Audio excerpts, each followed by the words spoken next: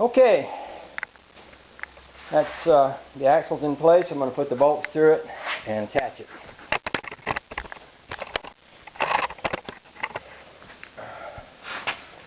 I am spending a little bit of time filming all this stuff because a lot of people have been telling me that they've been seeing this stuff on YouTube and they're learning a lot about how to do this kind of thing.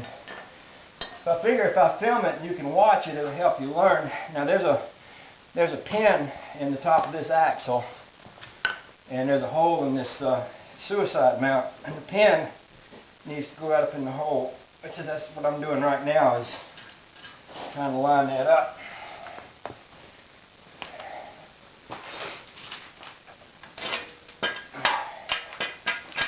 Well, I'll drop this on my foot or something, I'll be all set.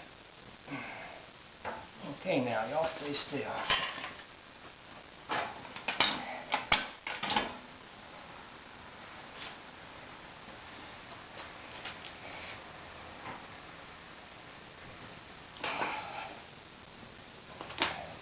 A little bit hard to line up. There it is. It's in place now. Okay. So then the bolts go up around the spring, these big shackle bolts. And let me go find the nuts that go on them. Alright, I figured I'd get you at a little bit better angle where you can see this. This thing came with this plate that was made for it that looks sort of like an old iron cross or something. I don't have terribly big opinions about that one way or another, but since it's made and it works and everything, I'll use it.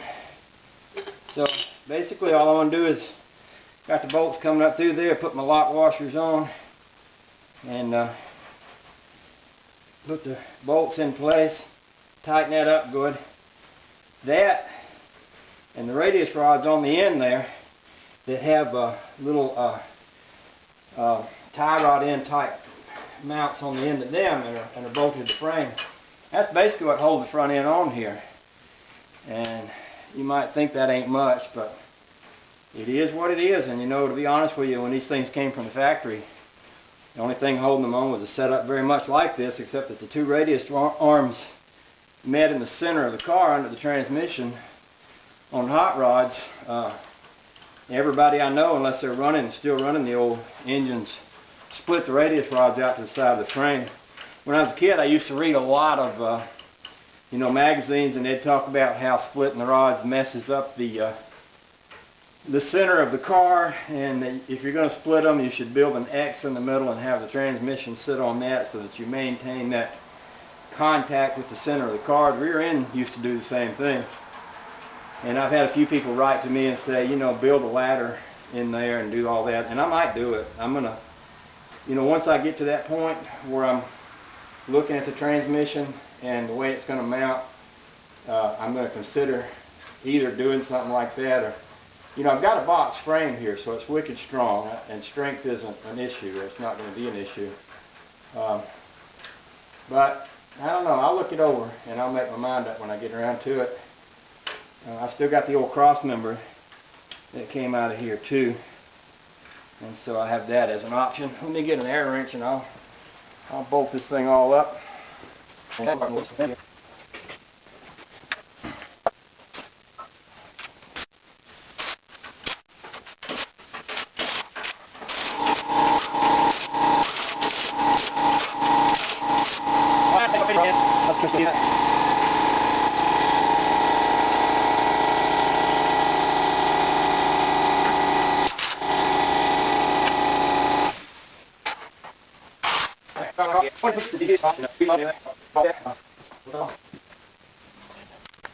Alright, I'll go ahead and put the tie rod on here too. Tie rod, steering rod. Well, it's not actually the steering rod, it's the rod that runs between the two spindles on the front to make sure that when one of them turns, the other one turns.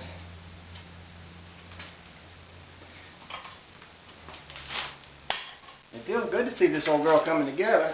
The more of this stuff I do, the more it starts to look like a car. That's a beautiful thing. I'm going to squirt a little oil on that before I tighten it up, and I'll put a few threads in there just to hold it. Same thing over here.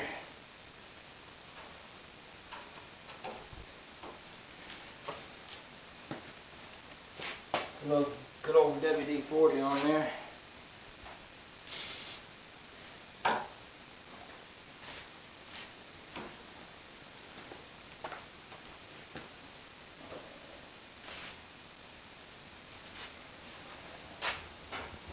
And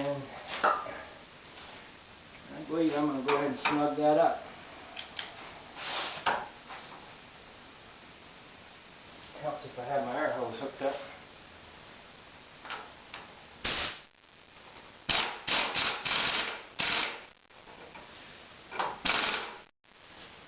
That's beautiful. Oh, wrong size.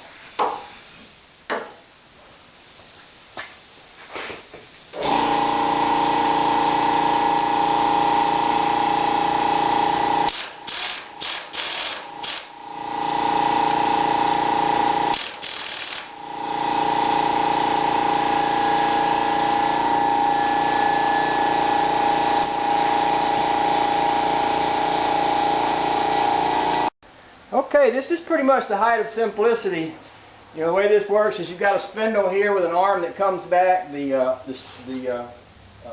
tie rod goes across to the two, ties them together. If everything's adjusted right, these two wheels are both facing the same direction at the same time. That might be true. Sometimes they curve in a little bit. That's what's called setting your toe in. That way the car doesn't tend to ramble all over the road as much as it would otherwise. And when you rock these things back and forth, you see I'm moving this one and that one's turning. And it's this rod that's causing that to happen. There's going to be a third rod when I mount my steering box here that's going to come from here over to the end of that one. And that's going to turn that